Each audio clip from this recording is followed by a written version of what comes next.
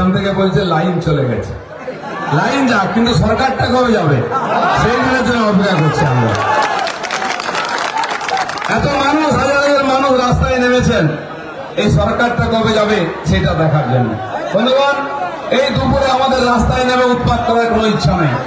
বা ডিএম সাহেব, IAS officer নিশ্চিন্তে আপনাদের এখানকার ডেভেলপমেন্টের কাজ করছেন, তাকেও ডিস্টার্ব করার কোনো আমাদের উদ্দেশ্য নেই। কিন্তু আজ মালদা, মুর্শিদাবাদ, উত্তর দিনাজপুর, কিছু জায়গা নদিয়ার ওদিকে বসিরহাট, বীরভূম, হাওড়া, বিস্তীর্ণ এলাকা উপদ্রুত জেলা, উপদ্রুত এলাকা ঘোষিত হওয়ার মতো হয়ে গেছে। সিরিয়া, আফগানিস্তান, পাকিস্তান, বাংলাদেশের মতো অবস্থা। আর সংখ্যালঘু হয়ে গেলে তাদের উপরে সবকিছু অত্যাচার করা যায়, তাদের ধন সম্পত্তি লুট করা যায়, তাদের মা বোনের সম্মান লুট করা যায়, দোকান লুট করা যায়, বাড়িতে আগুন দেওয়া যায়। আর তাই এই বিস্তীর্ণ পশ্চিম বাংলায় জায়গায় জায়গায় ছোট ছোট বাংলাদেশের পাকিস্তান তৈরি হয়ে গেছে। এখন ধীরে ধীরে সিরিয়ার মতো পরিস্থিতি তৈরি হয়েছে। তাই গত ঈদ চলে গেল, ঈদেতে বড় বড় মিছিল বেরিয়েছে, খুব ভালো, খুশির ঈদ, আমরাও শুভেচ্ছা জানিয়েছি। কিন্তু সেই যে জমায়েত হয়েছে, যেটা মাননীয় এমপি বললেন, কোথাও প্যালেস্টাইনের পতাকা দিয়ে ওখানে উৎপাত করা হচ্ছে, দেশ বিরোধী স্লোগান দেওয়া হচ্ছে, মোথাবাড়িতে, জঙ্গিপুরেতে সংবিধান মানি না, সুপ্রিম কোর্ট মানি না, এই স্লোগান দেওয়া হচ্ছে। কিন্তু পুলিশকে আমরা কিছু করতে দেখলাম। আজ পুলিশ এত সক্রিয় হয়েছে, বিশাল বিশাল ব্যারিকেড করেছে, মনে হচ্ছে যুদ্ধ বেঁধে গেছে। আমরা শান্তিপ্রিয়, গণতন্ত্রের প্রিয় মানুষ, ভারতীয় জনতা পার্টির কার্যকর্তারা এই দেশের সংবিধানের আধারে রাজনীতি করেন। তাই হ্যাঁ, ভয় পাবেনি। সরকার ধীরে ধীরে দুর্নীতির পাকে ডুবে যাচ্ছে, অত্যাচার, আইন শৃঙ্খলা অবনতি হচ্ছে, আর তার ভয় বাড়ছে। এতদিন এখানকার মানুষ ভয় পেত, এখন সরকার ভয় পেতে আরম্ভ করেছে। তাই এরা কাকে নিজের শত্রু আর কাকে মিত্র মনে করেছে? এদের কাছে শত্রু হচ্ছেন ওই যোগ্য শিক্ষকরা যারা পড়াশোনা করে পরীক্ষা দিয়ে চাকরি পেয়েছে, তাদেরকে ভয় করছে। তারা খালি হাতে গেছেন, বম বন্দুক নিয়ে যাননি, আগুন জ্বালাতে যাননি, তাদের বক্তব্য রাখতে গেছিলেন, তাদের প্রতি অবিচার হয়েছে ডিআই অফিসে। আপনারা টিভির পর্দায় দেখেছেন পুলিশ তাদের সঙ্গে কি ব্যবহার করছে।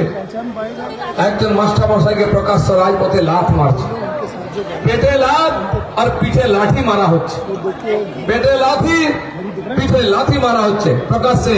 তার কলার ধরে দেখা যাবে ওই পুলিশের ছেলে মেয়েকে এরকম মাস্টারমশাই পড়ান, টিউশনে পড়ান, স্কুলেও পড়ান।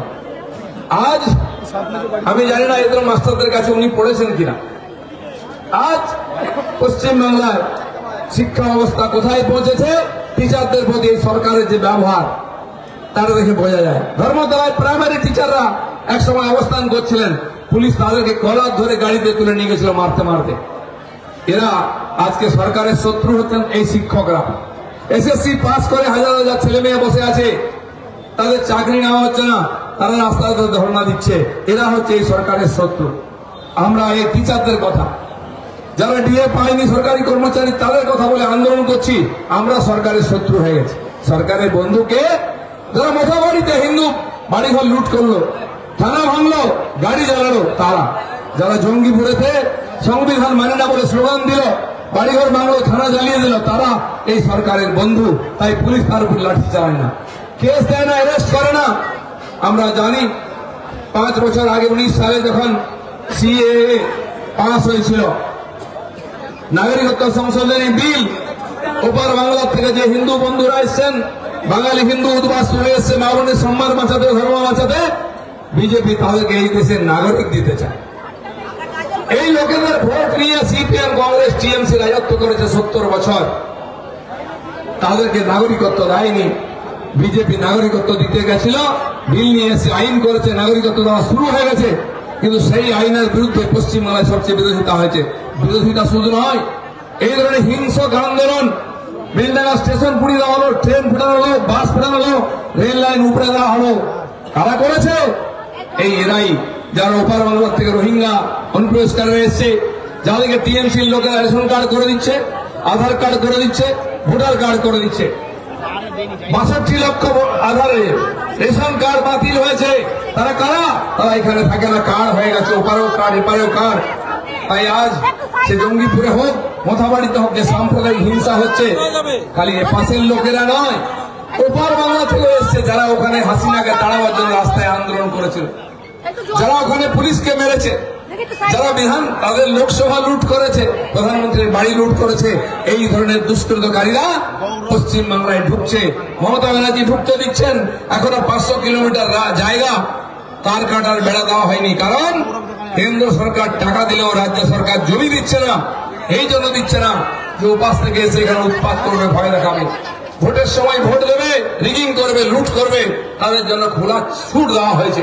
তাই বন্ধুগণ, মোথাবাড়ি খালি একটা ছোট্ট ঘটনা নয়, তাই স্লোগান উঠেছে, আমার বাড়ি তোমার বাড়ি, আমার বাড়ি তোমার বাড়ি।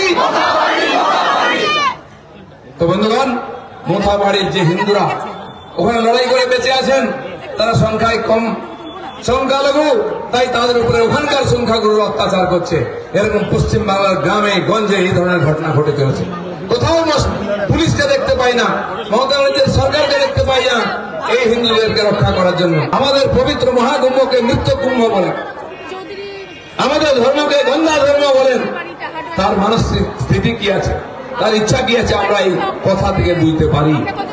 আজ দেখুন, সেই স্বাধীনতার আগের থেকে এখানে মুসলিম তোষণ চলেছে, হিন্দুদের উপর অত্যাচার চলেছে। গ্রেট ক্যালকাটা কিলিং হয়েছে, 30,000 হিন্দুকে হত্যা করা হয়েছে। আবার সেরকম পরিস্থিতি কলকাতায় তৈরি হয়েছে। তসলিমা নাসরিনকে এখান থেকে তাড়িয়ে দেওয়ার জন্য সিপিএম আমলে এই মৌলবাদী মুসলমানরা রাস্তায় নেমে বাড়ি জ্বালিয়েছিল। আর আজ কালকে আপনারা দেখেছেন কলকাতাতে এই ওয়াকফ বোর্ডের বিরুদ্ধে, বিলের বিরুদ্ধে ওখানে ধর্ণা ছিল। সিদ্দিকুল্লাহ চৌধুরীর মতো মৌলবাদী সাম্প্রদায়িক দেশ বিরোধী নেতারা যারা মমতা ব্যানার্জিকে ক্ষমতায় আনার জন্য বড় বড় র্যালি আন্দোলন করেছেন, তাই আজকে তিনি মন্ত্রী হয়েছেন, কোন কাজ নাই, মন্ত্রী হয়ে ঘুরে বেড়াচ্ছেন। কারণ তিনি মুসলমানদের জমায়েত করে দেশের বিরুদ্ধে স্লোগান দেবেন, সংবিধানের বিরুদ্ধে, সুপ্রিম কোর্টের বিরুদ্ধে, পার্লামেন্টের বিরুদ্ধে স্লোগান দিয়ে এখানে একটা অস্থিরতা নির্মাণ করবেন যাতে মমতা ব্যানার্জির সুবিধা হয়। কেন এই উৎপাত? রামনবমী উৎসব হবে, সবাই জেনে গেছে হিন্দু রাস্তায় নামবে। এক সপ্তাহ আগের থেকে সারা পশ্চিমবাংলায় অস্থিরতা তৈরি করা হচ্ছে, ভয়ের পরিবেশ তৈরি করা হচ্ছে যাতে হিন্দু সমাজ রাস্তায় না নামে। কিন্তু ভুলে যাবেন না, কালকের হিন্দু আর আজকের হিন্দুর মধ্যে আকাশ পাতাল তফাৎ আছে। তাই যে মোথাবাড়ির জন্য আজকে আমরা নেমেছি, সেই পুলিশ প্রশাসন চুপ করেছিল। রামনবমীর দিন ওখানকার হিন্দুরা রাস্তায় নেমেছে, তলোয়ার নিয়ে, লাঠি নিয়ে, ডিজে নিয়ে, আর মোথাবাড়িকে কাঁপিয়ে দিয়েছে জয় শ্রীরাম বলে।